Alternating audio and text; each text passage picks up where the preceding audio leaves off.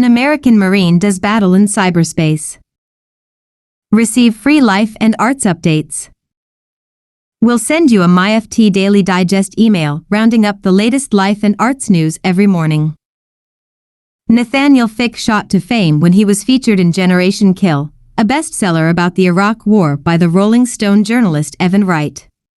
The book later spawned an HBO series, and Fick wrote his own award-winning memoir, One Bullet Away, The Making of a Marine Officer, about serving in Iraq and Afghanistan. These days Fick, 46, is back on the public stage with a different mission. Last year, the White House quietly appointed him its first-ever cyberspace ambassador. That put Fick, who worked in cybersecurity after the Marines, in the role of championing America's digital interests against countries such as China.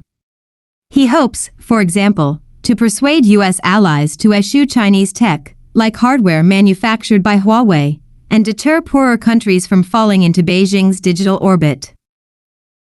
We are working around the world to get trusted, Western infrastructure deployed wherever we can, he told me in Washington recently.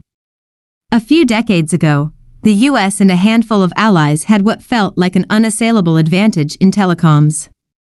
That advantage has been lost, Fick believes, due to a combination of corporate distraction, government complacency, Chinese intellectual property theft and subsidies by the People's Republic of China.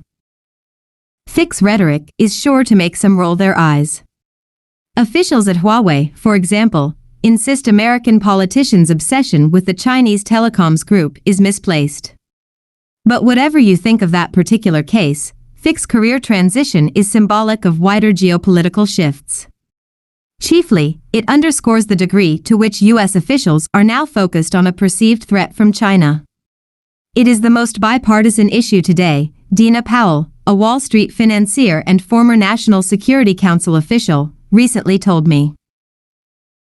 It also shows how Washington is belatedly waking up to the cost of having paid so little attention to Africa in recent years, while Beijing has intensified its diplomatic focus and invested in the region.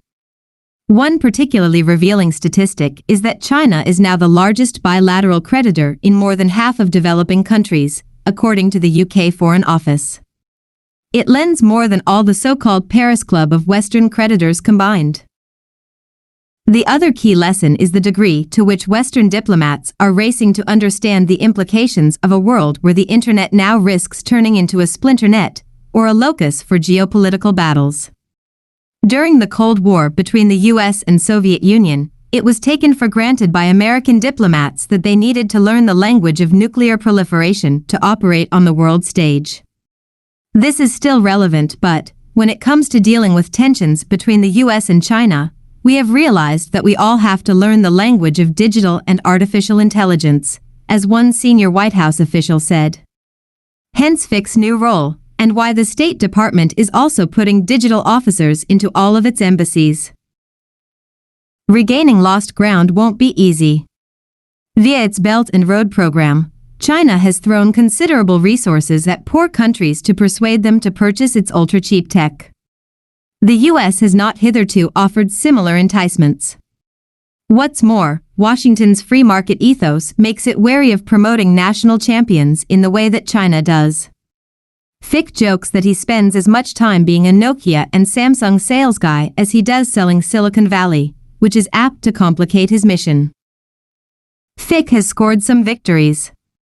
Late last year, U.S. diplomats managed to prevent a Russian telecoms official, who previously worked at Huawei, from becoming head of the International Telecommunication Union, a UN agency responsible for facilitating cooperation between countries. He is currently trying to corral support for Western candidates in other global internet bodies too. And, as he tries to deter poor nations from gobbling up cheap Chinese tech, Fick insists that the wind is starting to shift in the US's favor, since poor nations realize more about debt trap diplomacy. Maybe.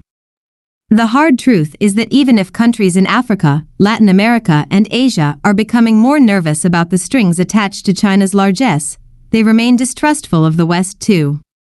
Africa has been dealing with foreign powers for 500 years, Memba Fizo Dizalili, the Africa Program Director at the Center for Strategic and International Studies, told me, noting that there is a trust deficit with America, like China, due to decades of exploitation. It's all part of the reality of 21st century geopolitics. And while Fick's latest war is unlikely to match the vivid plot lines of his time as a Marine, it's every bit as important as previous battles.